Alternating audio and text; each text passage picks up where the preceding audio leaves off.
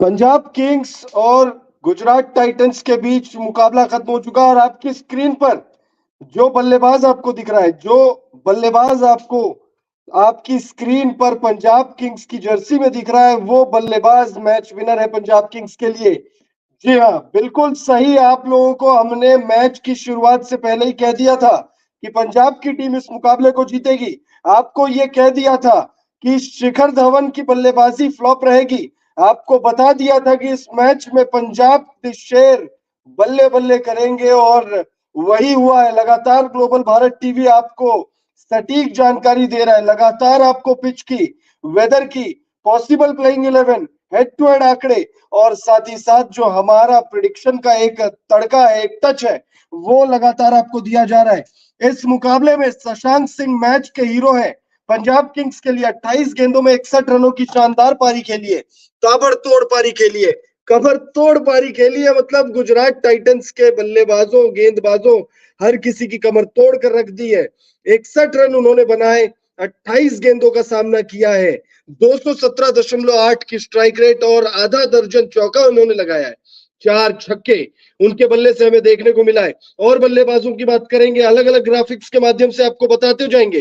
देखिए, शुरुआत में ही आपको कह दिया था ग्लोबल भारत टीवी में, हम मैंने आपको साफ कहा था कि शिखर धवन इस मुकाबले में ज्यादा रन नहीं बना पाएंगे और 1 रन बनाकर वो आउट हो गए। मतलब भाई हमने कह दिया, शिखर धवन ने भी सोचा भाई अब कह दिया है तो फिर होना ही पड़ेगा, आउट आउट हो गए। हालांकि खुश नहीं हूं मैं कि शिखर धवन जल्दी आउट हुए, लेकिन जो प्रेडिक्शन है, जो उम्मीद है, वो हमने जताई थी और वैसा ही कुछ हुआ है इस मुकाबले में।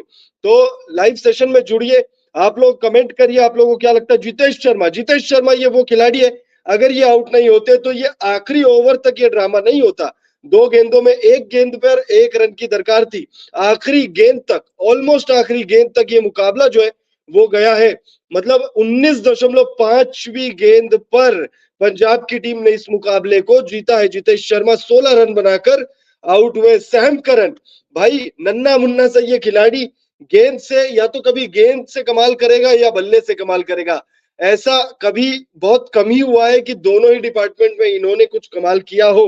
पहले मैच में इन्होंने शानदार बल्लेबाजी की थी, लेकिन उसके बाद से कुछ खास ये बल्ले से नहीं कर रहे और आज भी 5 रन बनाकर ये आउट हुए 8 गेंदों में। देखिए, बड़ी बात ये नहीं है कि 5 रन बनाकर ये आउट हुए, बड़ी बात यह है कि 8 गेंदों का इन्होंने सामना किया, यानी इन्होंने 8 गेंदें वेस्ट करी। प्रभसिमरन सिंह पंजाब किंग्स के लिए शानदार बल्लेबाजी इनकी रही है, इन्होंने मैच को बनाया। देखिए, मैच को शशांक सिंह ने जरूर पूरा किया। मैच में शशांक सिंह की ज्यादा जो आप कह सकते हो कि फिनिशिंग टच उन्होंने दी, लेकिन शशांक सिंह भी वो कारनामा नहीं कर पाते अगर प्रभसिमरन सिंह मैच को बनाते नहीं। शिखर धवन के आउट होने के बाद जॉनी बेयरस्टो और प्रभसिमरन सिंह ने शानदार बल्लेबाजी की। 13 रनों पर शिखर धवन का विकेट गया था, उसके बाद 48 रनों तक इन दोनों बल्लेबाजों ने, यानी जॉनी बेयरस्टो और प्रभसिमरन सिंह ने मैच को बनाने का काम किया। उसके बाद जो है आप कह सकते हो सिकंदर रजा ने 15 रनों का योगदान दिया। शशांक सिंह और जितेश शर्मा ने मैच को अंतिम पड़ाव तक ले जाने का काम किया और फिर आशुतोष शर्मा और शशांक सिंह ने मैच को खत्म करके रख दिया। आप लोगों को बता दें कि ये मैच गुजरात टाइटंस ने अपनी गलती की वजह से गवाई है। गुजरात टाइटंस इस मुकाबले को जीत गई थी, यकीन मानिए यहाँ स्टूडियो में भी सांसें अटक गई थी कि गुजरात की टीम जीतेगी या पंजाब की टीम जीतेगी, क्योंकि विकेट्स जो है वो 6 गिर चुके थे। आशुतोष शर्मा इंपैक्ट प्लेयर के तौर पर आए थे, उनका अगर मैं गलत नहीं हूं तो शायद 6 रनों पर जब वो बल्लेबाजी कर रहे थे तब उनका कैच छोड़ा गया और फिर उसके बाद जब देखिए आप मैच में कैच छोड़ोगे तो फिर मैच आप गवा दोगे। आशुतोष शर्मा ने बता दिया, भैया मेरा कैच छोड़ोगे, मुझे हल्के में लोगे तो मैं मैच आपके पाले से ले जाऊंगा। गुजरात टाइटंस के गेंदबाजों की बात करें तो नूर अहमद ने गजब की गेंदबाजी की। 4 ओवर का उनका स्पेल रहा, इसमें उन्होंने 32 रन खर्च किए। 8 की इकोनॉमी से उन्होंने गेंदबाजी की, 2 विकेट उनको मिला है। नूर अहमद के बाद अगर हम अलग और गेंदबाजों की बात करें तो नूर अहमद के अलावा गुजरात टाइटंस के लिए राशिद करामती खान, 4 ओवर की इनकी स्पेल रही है, 40 रन खर्च किया है। 10 की इकोनॉमी से इन्होंने रन खर्च किया और 1 विकेट इनको मिला। और वो 1 विकेट किसका है भाई? वो 1 विकेट है जितेश शर्मा का। अगर ये विकेट राशिद खान ने नहीं लिया होता, ये मैच इतने आगे तक, इतने नेल बाइटिंग जो कंडीशन आप कहते हैं कि क्रिकेट के मैच में कहा जाता है कि नाखून चबाने वाला मैच हो जाए, ये मैच वैसा नहीं होता अगर राशिद करामती खान ने जितेश शर्मा को चलता नहीं किया होता। चलिए मैच पर आपको पूरा एक पूरा समीकरण बता देते कि क्या कुछ हुआ है। मैच नंबर 17 खेला गया गुजरात टाइटंस और पंजाब किंग्स के बीच में, और ये मुकाबला गुजरात के घर, गुजरात के गढ़ नरेंद्र मोदी स्टेडियम अहमदाबाद में खेला गया। टॉस गुजरात टाइटंस ने गंवाया, पहले बल्लेबाजी करने का फैसला पहले बल्लेबाजी करने का निमंत्रण दिया गया गुजरात टाइटंस को, पंजाब की टीम ने गेंदबाजी चुनी। गुजरात टाइटंस ने पहले बल्लेबाजी करते हुए 199 रन बनाए 4 विकेट के नुकसान पर। शुभमन गिल ने सबसे ज्यादा 89 रनों की पारी खेली, 48 गेंदों का सामना किया, 6 चौके और 4 छक्के उनके बल्ले से हमें देखने को मिले। 185.42 की स्ट्राइक रेट से उन्होंने रन बनाए। शुभमन गिल के अलावा अगर आप देखोगे तो विलियमसन ने 26, साई सुदर्शन ने 33 और राहुल तेवतिया ने 23 रनों का योगदान दिया। राहुल तेवतिया ने और शुभमन गिल ने पारी को फिनिश किया, 199 रन बनाए गुजरात टाइटंस ने। अब गुजरात टाइटंस ने पंजाब किंग्स को 200 रन टारगेट सेट किया। अब गुजरात को यह मुकाबला जीतने के लिए, पंजाब को यह मुकाबला जीतने के लिए 200 रन बनाने थे। पंजाब के लिए शुरुआत बेहद खराब रही, बहुत ज्यादा खराब रही, बहुत ज्यादा चिंताजनक रही, बहुत ज्यादा निराशाजनक रही। पंजाब के सलामी बल्लेबाज कप्तान शिखर धवन 1 रन बनाकर आउट होते, उसके बाद जॉनी बेयरस्टो और प्रभसिमरन सिंह ने मैच को थोड़ा सा आगे ले गए। 22 रन बेयरस्टो ने बनाए, प्रभसिमरन सिंह 35 रनों का योगदान देते। सैम करन जल्दी आउट हो जाते और उसके बाद सिकंदर रजा और शशांक सिंह, इन दोनों ने मैच को थोड़ा और आगे ले जाने का काम किया। सिकंदर रजा 15 रन बनाकर आउट होते, शशांक सिंह नाबाद लौटे 61 बनाकर मैच के हीरो। 29 गेंदों का सामना किया, आधा दर्जन चौका, 4 छक्के उनके बल्ले से। आशुतोष शर्मा की बात करें तो 17 गेंदों में 31 रनों की पारी उन्होंने खेली है, 3 चौके और 1 सिक्स उनके बल्ले से हमें देखने को मिला। 182.35 की शानदार स्ट्राइक रेट से उन्होंने ये मैच में बल्लेबाजी की है। वहीं अगर हम गुजरात के गेंदबाजों की बात करें, पॉइंट्स टेबल भी आपको बताएंगे, इस मुकाबले के खत्म होने के बाद पॉइंट्स टेबल में क्या हाल है वो भी हम आपको बताएंगे, बने रहिएगा हमारे साथ। लेकिन उससे पहले गुजरात के गेंदबाजों पर थोड़ी सी चर्चा करते हैं। अजमतुल्लाह ओमरजई, उमेश यादव और राशिद खान, इन तीनों ही गेंदबाजों, साथ में मोहित शर्मा और दर्शन नालकंडे, इन पांचों ही गेंदबाजों को एक एक सफलता मिली है। वहीं नूर अहमद को मिली है 2 विकेट। अब पॉइंट्स टेबल पर चर्चा करते हैं भाई कि इस मुकाबले को जीतने के बाद पंजाब किंग्स ने पॉइंट्स टेबल में क्या तहलका मचाया है। वैसे कुछ खास तहलका, मतलब आप कह सकते हो छठे टॉप बॉटम 4 में थी टीम, 7वें नंबर पर थी, 7वें से 5वें नंबर पर आ गई है। ये आपके स्क्रीन पर पॉइंट्स टेबल आप देख पा रहे होंगे। केकेआर की टीम एक छत्र राज्य इस वक्त टॉप पर बनी हुई है। राजस्थान रॉयल्स और केकेआर टीम, ये दोनों ही टीमों ने अब तक हार का मुंह नहीं देखा है। तीसरे नंबर पर सीएसके, 3 मैचों में 2 जीत। तीसरे नंबर पर एलएसजी, चौथे नंबर पर 3 मैचों में 2 जीत। दोनों ही टीमों में बस अंतर नेट रन रेट का, इस वजह से सीएसके ऊपर है और एलएसजी थोड़ा नीचे। अब पंजाब की टीम ने इस मुकाबले को जीतकर 2 पायदान की छलांग लगाई है। पंजाब किंग्स 7वें नंबर से 5वें पर आ चुकी है, 4 मैचों में 2 जीत 2 हार, -0.220 की नेट रन रेट के साथ पंजाब की टीम 5वें नंबर पर आ गई है, यानी टॉप 5 में आ गई। आप टॉप 4 में पहुंचने की जो राह है वो यहां से थोड़ी आसान नजर आ रही है। वहीं अगर हम गुजरात की बात करें तो गुजरात 5वें नंबर से 6ठे पर खसक गई है। पहले गुजरात 5वें नंबर पर थी, अब 6ठे नंबर पर आ चुकी है। गुजरात टाइटंस 4 मैचों में 2 जीत और 2 हार, -0.580। अगर नेट रन रेट थोड़ी बेहतर होती तो शायद 5वें नंबर पर गुजरात की टीम होती। और अगर बॉटम 4 टीमों की बात करें तो Sunrisers Hyderabad, royal Challengers Bangalore 7 और 8, नंबर 9 पर दिल्ली कैपिटल्स और नंबर 10 पर मुंबई इंडियंस की टीम काबिज है।